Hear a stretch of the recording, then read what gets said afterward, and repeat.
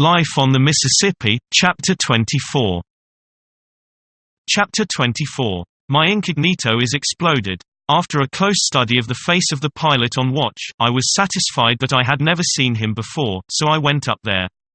The pilot inspected me. I re-inspected the pilot. These customary preliminaries over, I sat down on the high bench, and he faced about and went on with his work. Every detail of the pilot house was familiar to me, with one exception. A large-mouthed tube under the breastboard. I puzzled over that thing a considerable time. Then gave up and asked what it was for. To hear the engine bells through. It was another good contrivance which ought to have been invented half a century sooner. So I was thinking, when the pilot asked, "Do you know what this rope is for?" I managed to get around this question, without committing myself. "Is this the first time you were ever in a pilot house?" I crept under that one. "Where are you from?" "New England." "First time you have ever been west?" I climbed over this one. "If you take an interest in such things, I can tell you what all these things are for." I said I should like it. This, putting his hand on a backing bell rope, is to sound the fire alarm. This, putting his hand on a go-ahead bell, is to call the Texas tender. This one, indicating the whistle lever, is to call the captain, and so he went on, touching one object after another, and reeling off his tranquil spool of lies. I had never felt so like a passenger before. I thanked him, with emotion, for each new fact, and wrote it down in my notebook. The pilot warmed to his opportunity, and proceeded to load me up in the good old-fashioned way. At times I was afraid he was going to rupture his invention. But it always stood the strain, and he pulled through all right. He drifted, by easy stages, into revealments of the river's marvelous eccentricities of one sort and another, and backed them up with some pretty gigantic illustrations. For instance, "Do you see that little boulder sticking out of the water yonder? Well, when I first came on the river, that was a solid ridge of rock, over 60 feet high and 2 miles long. All washed away but that," this with a sigh. I had a mighty impulse to destroy him, but it seemed to me that killing, in any ordinary way, would be too good for him. Once, when an odd-looking craft, with a vast coal scuttle slanting aloft on the end of a beam, was steaming by in the distance, he indifferently drew attention to it, as one might to an object grown wearisome through familiarity, and observed that it was an alligator boat. "An alligator boat? What's it for?" "To dredge out alligators with." "Are they so thick as to be troublesome?" "Well, not now, because the government keeps them down. But they used to be. Not everywhere. But in favorite places, here and there, where the river is wide and shoal like Plum Point, and Stack Island, and so on, places they call alligator beds." "Did they actually impede navigation?"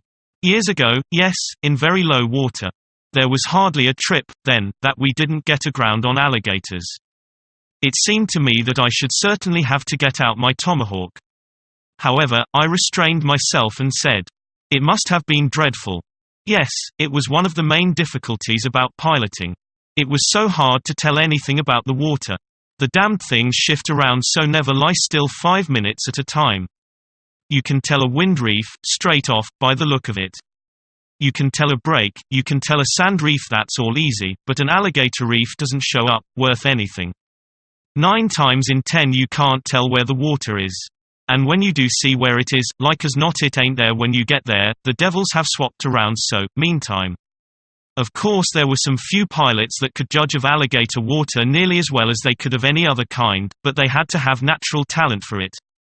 It wasn't a thing a body could learn, you had to be born with it.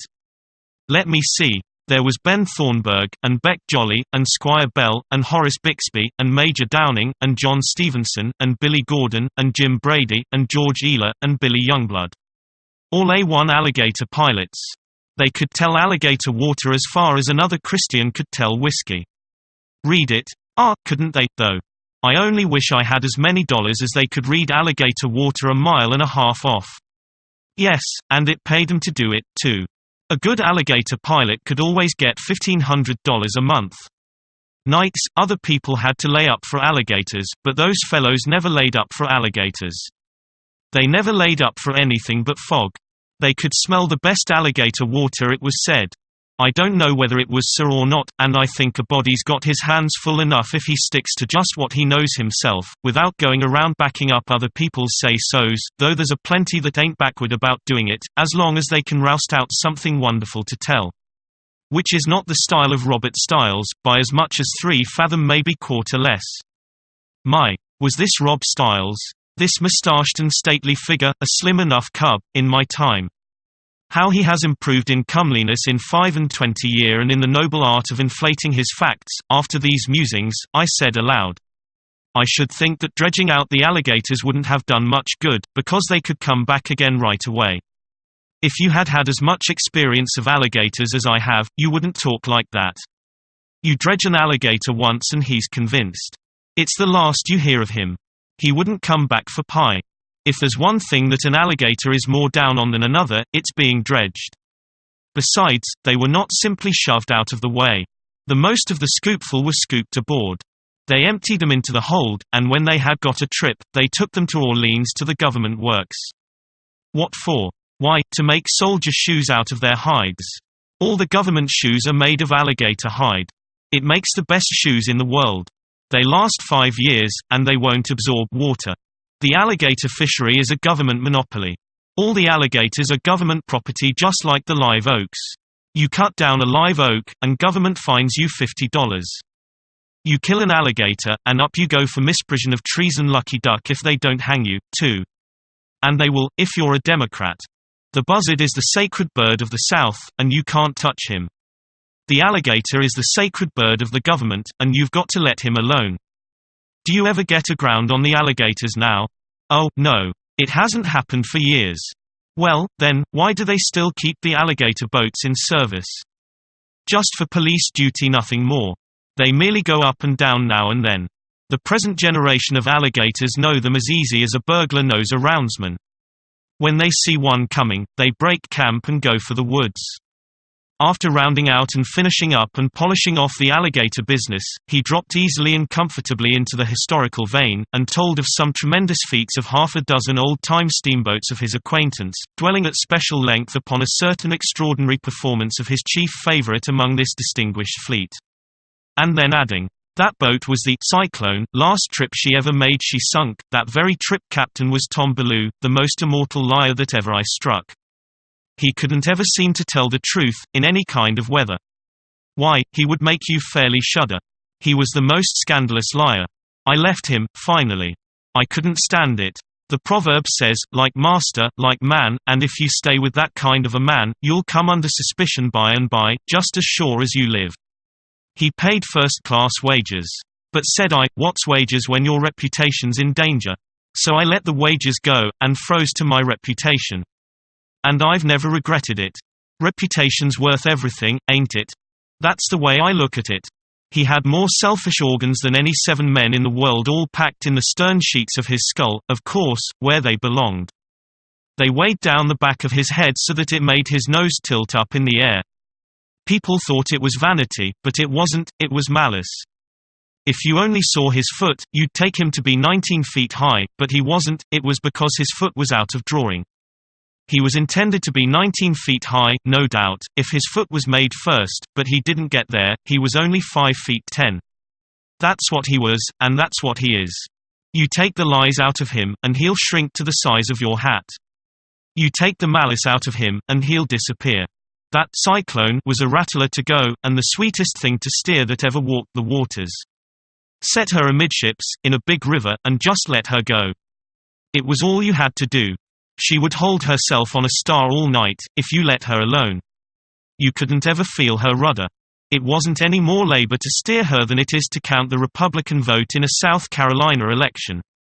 One morning, just at daybreak, the last trip she ever made, they took her rudder aboard to mend it. I didn't know anything about it.